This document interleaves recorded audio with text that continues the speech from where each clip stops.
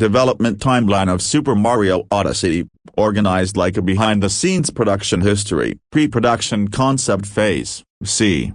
2013-2014 post a 3D World direction shift. After Super Mario 3D World, Nintendo's EPD team reassessed the direction of 3D Mario. Shigeru Miyamoto expressed that after Galaxy and 3D World, the series had leaned too heavily into linear design. The new goal was a return to the open-ended exploration of Super Mario 64 and Super Mario Sunshine, while avoiding Sunshine's camera frustrations. The game was deliberately aimed more toward core Mario players, rather than casual audiences. Early leadership philosophy. Producers, Yoshiaki Koizumi and Koichi Hayashida. Director, Kenta Motakura. Creative fellow, Shigeru Miyamoto. Miyamoto provided high-level feedback on concepts. According to Koizumi, Miyamoto left us to our own devices quite a lot, allowing the team creative freedom. First core idea, motion controls. The hat. Koizumi envisioned Joy-Con motion actions early on. Throwing an object felt like the most natural motion. Mario's hat was selected as the throwable object to create an emotional and mechanical connection. This concept would later evolve into Cappy. Prototype core systems development, c. 2014-2015 core gameplay locked in early. According to Koizumi, all major gameplay pillars were decided very early, including traveling between distinct kingdoms, collecting power moons, open-ended, sandbox-style exploration, multiple solutions to platforming challenges. Cappy's early role. Cappy existed in the first playable prototype, initially as a mechanic rather than a character. Motion controls were built directly around hat throwing. The idea of Cappy as a buddy character came slightly later, once the team wanted Mario to have a companion on the journey. Performance target. A hard technical goal was set, 60 frames per second at all times. This influenced environment density, enemy behavior, and animation complexity. World structure expansion, c.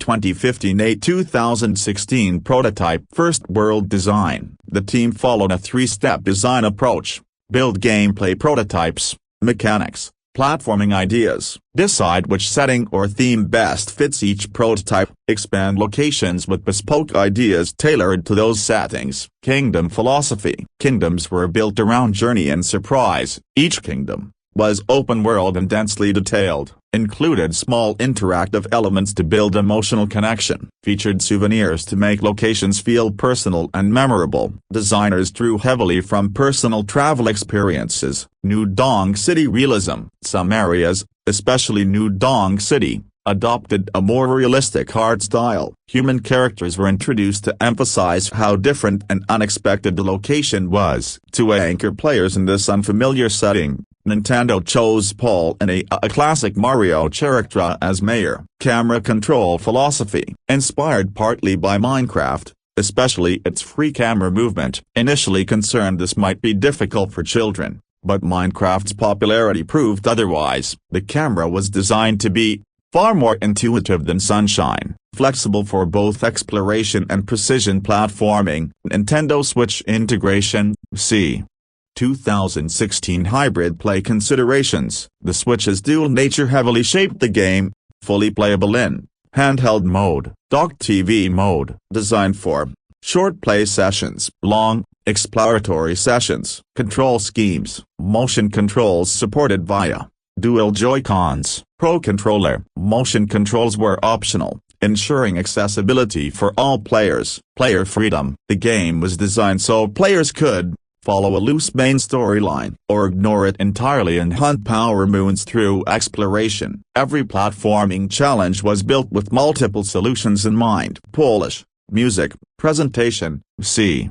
2016-2017 Pauline vocal music. While developing Pauline's character, the team gave her an interest in jazz. This led directly to her role as a singer and the creation of Jump Up, Superstar. Song details. Composed by Naoto Kubo. Vocals by Kate Higgins. Lyrics written in Japanese by Nobuyoshi Suzuki. Translated by Rob Irett. Chorus designed to be simple and singable. Additional theme songs. Break Free, Lead the Way, followed a similar production process. Both songs reinforced the game's themes of freedom and adventure. Screenshot-friendly design. The team intentionally supported in-game screenshots. Kingdoms were built with strong visual compositions and landmarks. Reveal marketing phase. 2016 A 2017 initial tease. The game first appeared in the Nintendo Switch reveal trailer. 2016 formal announcement. January 2017 officially announced as Super Mario Odyssey. Gameplay footage followed soon after. E3 2017 a full new Donk City-themed booth was constructed. Public demos were playable. Widely regarded as the highlight of Nintendo's E3 presentation. Praised for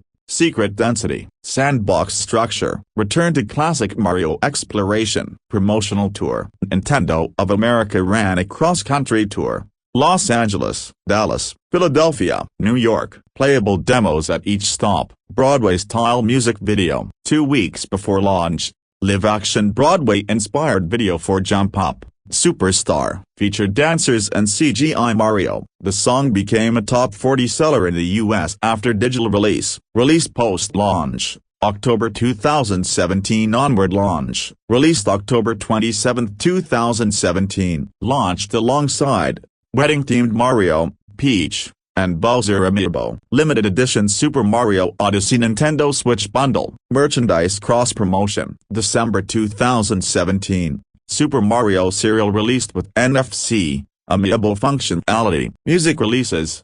12-track sampler. December 2017. 4-disc, 136-track soundtrack. Japan, 2018. Included English, Japanese, instrumental tracks, and developer commentary. Summary. Development identity of Super Mario Odyssey. A return to Mario's exploratory roots. Core ideas finalized early, then refined relentlessly. Design hand-in-hand with the Nintendo Switch's hybrid identity. Balanced freedom, accessibility, and technical performance. Marked the franchise's boldest sandbox evolution since Mario 64.